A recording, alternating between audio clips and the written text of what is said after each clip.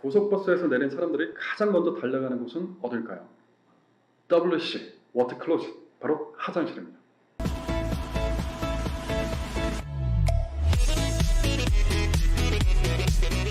안녕하십니까? 리걸 톡톡 박상현 변호사입니다.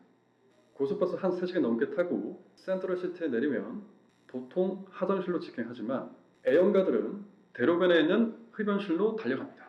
고속터미널 주변에 3분만 서 있어 보면 흡연 단속 요원을 무조건 운명처럼 만나게 되는데, 좁은 흡연실에서 담배 한 가지 물고 있으면 오만 가지 생각이 다 납니다.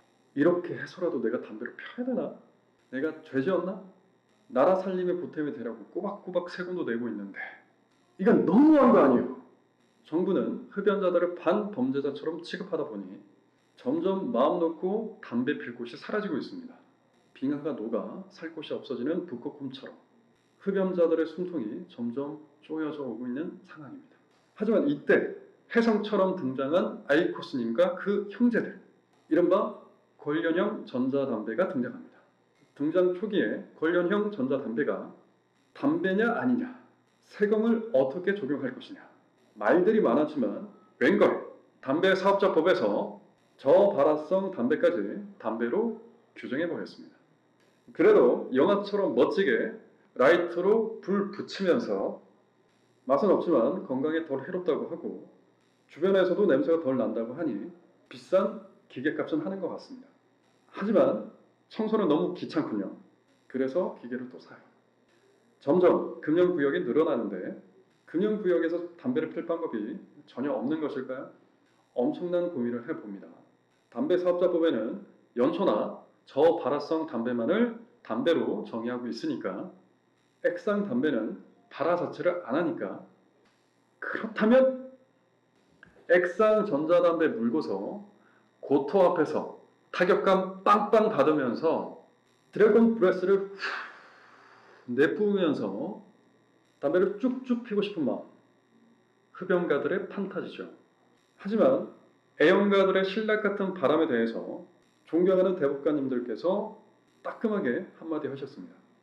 2018년 9월 28일자 선고된 판결에서 전자장치를 이용하여 호흡기를 통하여 체내에 흡입함으로써 흡연과 같은 효과를 낼 수 있도록 만든 니코틴이 포함된 용액은 연초에 잎에서 추출한 니코틴을 그 원료로 하는 한 증기로 흡입하기에 적합하게 제조한 것이어서 그 자체로 담배사업자법 제2조의 담배에 해당한다 라고 해석된다 라고 판시하였습니다.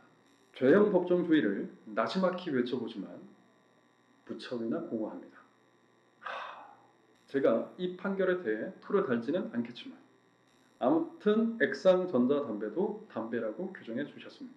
이로써 애용가들의 판타지는 무참히 짓밟힌 것이죠. 그런데 여기서 한술 더 뜨는 상황이 발생합니다. 금연보조제에 해당하는 무니코틴 담배를 금연구역에서 피게 되면 어떻게 될까요?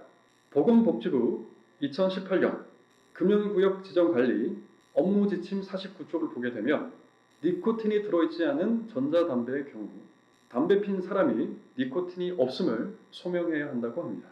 단속요원 입장에서는 연기만 보고 니코틴 함량 여부를 알 수 없으니 이해는 가지만 내가 죄를 짓지 않았다고 스스로 증명해야 하는 상황이라 기분이 썩 내키지가 않습니다. 게다가 금연구역에서의 단속 시 당사자는 개인정보 보호를 이유로 자신의 담배 피는 모습에 대한 촬영을 거부할 수도 없다고 합니다. 여기까지는 억울해도 단속반에 사정이 있으니 그나마 이해가 됩니다. 그런데 흡연자들의 사지를 잘라버리는 규정이 또 있어요. 바로 금연구역에서 담배를 피우지 않고 불만 붙여놔도 단속 대상이 된다는 것이죠.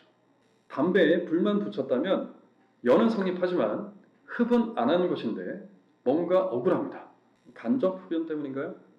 방아죄의 경우 예비 음모죄가 있는데 흡연자들을 마치 방화범에 준해서 보고 있나 봅니다.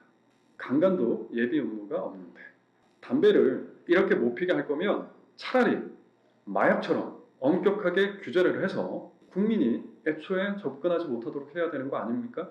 국민 건강과 현실적인 국가 재정의 문제, 그리고 담배 사업자의 이해관계 사이에서 쉽게 결정할 수는 없는 문제지만 흡연자분들 담배에 대한 애정이 싹 사라질 것도 같습니다. 담배값도 비싸고 기계값도 비싸고 말이죠. 이상 비흡연 변호사 박성현이었습니다.